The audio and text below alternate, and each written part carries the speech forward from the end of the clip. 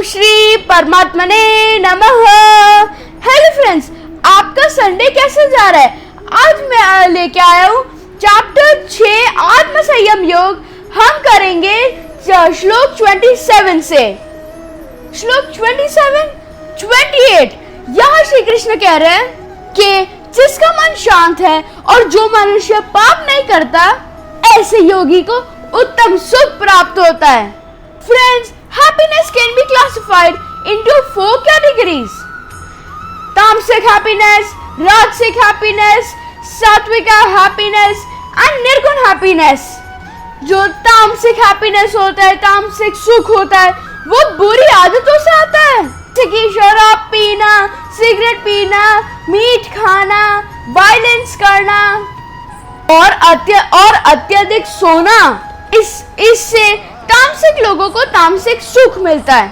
और जो राजसिक सुख होता है वो हमारे 5 इंद्रियों से आता है, जो हमारे अहंकार को भी तृप्त करता है। और जो सात्विक हैप्पीनेस है वो ज्ञान से आती है और योग से आती है, परमात्मा से जुड़ने से आती है।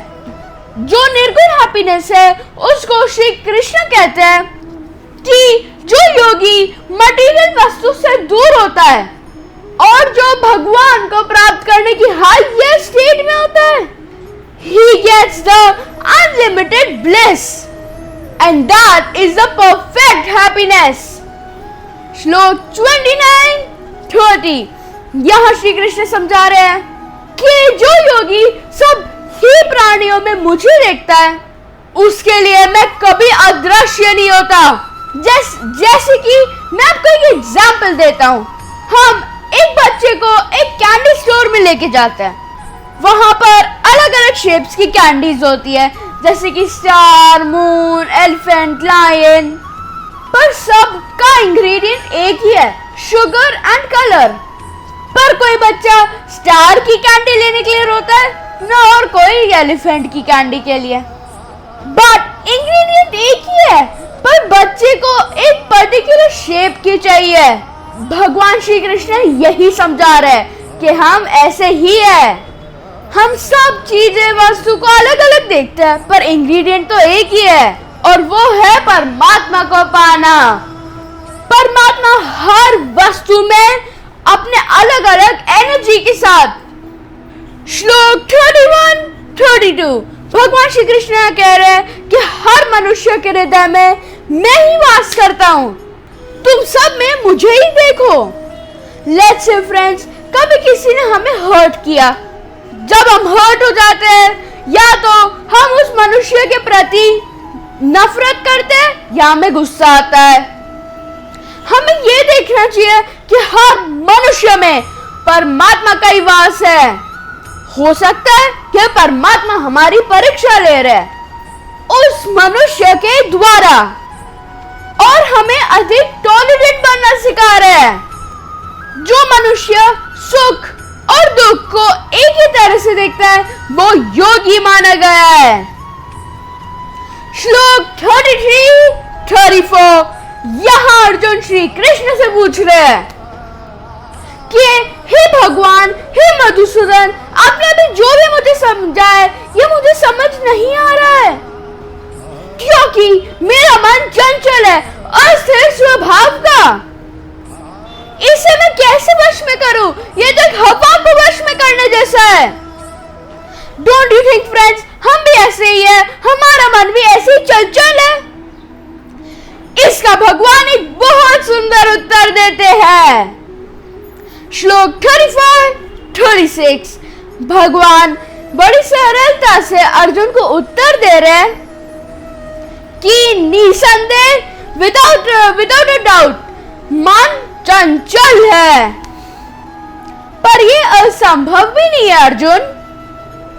जो योगी होता है वह प्रयत्न करके मन को वश में कर देता है। जैसे कहते हैं ना, practice makes a man perfect.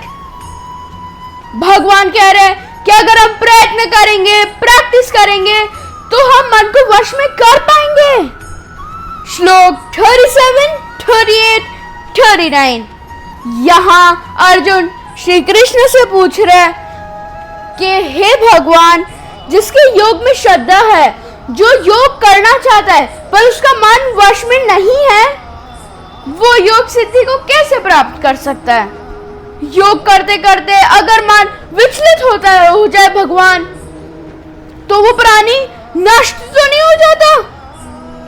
Please मेरे इस संदेह का निवारण करो भगवान, प्लीज, क्योंकि इस संदेह का निवारण भगवान श्री कृष्ण आपके अलावा और कोई नहीं कर सकता। यहाँ अर्जुन कैसे प्रश्न पूछ रहे हैं जो हमारे मन में भी होता है। भगवान बड़ी सरलता से अर्जुन को उत्तर देते हैं कि नहीं पार्थ, ऐसे मनुष्य की कभी दुर्गति नहीं होती।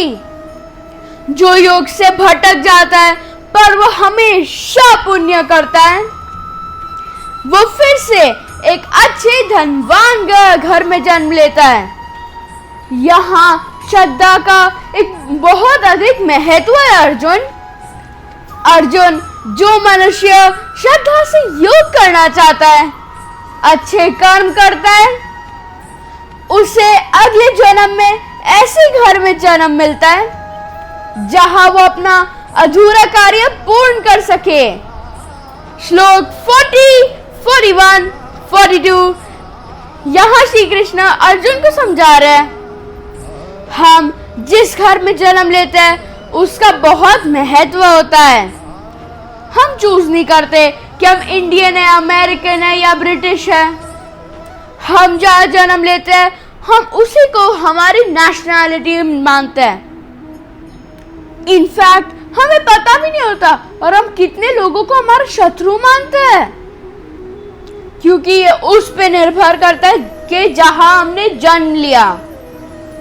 And we follow the religion of our parents on the basis of our जन्म। हम जो भी कर्म करते हैं भगवान के पास उन सब का हिसाब होता है। इसलिए हम कहीं भी किसी भी देश में किसी के भी घर में जन्म ले, हमें अच्छे कार्य करने चाहिए फ्रॉम द वेरी बिगिनिंग।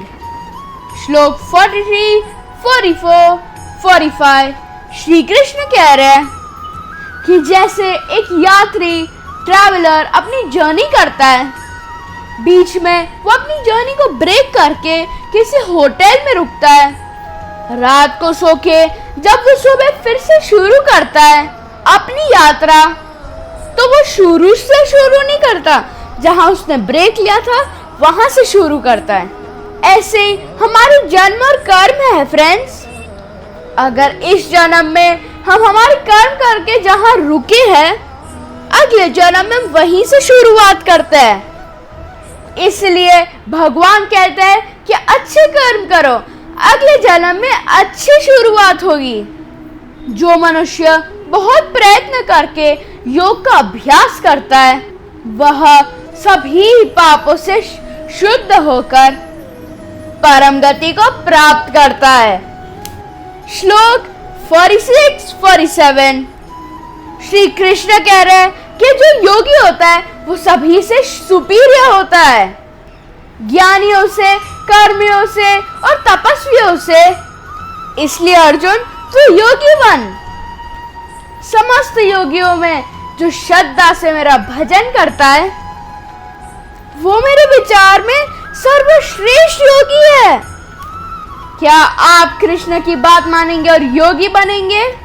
स्वयं विचार कीजिए, मैं आता हूं कल। सो फ्रेंड्स, इसी के साथ अध्याय 6 का समापन हुआ है। अध्याय 6 में श्री कृष्ण ने यही बताया कि योग कितना महत्वपूर्ण है, मन को संयम में रखना कितना आवश्यक है, कि जब हमें चिंता हो तब हमें चिंतन करना चाहिए, किसी भी स्थिति में परेशान नहीं होना चाहिए। योग करे और अपने जीवन को एलिवेट करे। परमात्मा तो हमारे हृदय में ही वास करते हैं, तो बोलिए राधे राधे और करिए उत्तम योग। मेरे जेश ने अध्याय 6 का समापन किया है। आपने मेरे जेश से योग करना सीखा है। योग करने के लिए अब सज्ज हो जाइए। राधे राधे और सब्सक्राइब कीजिए।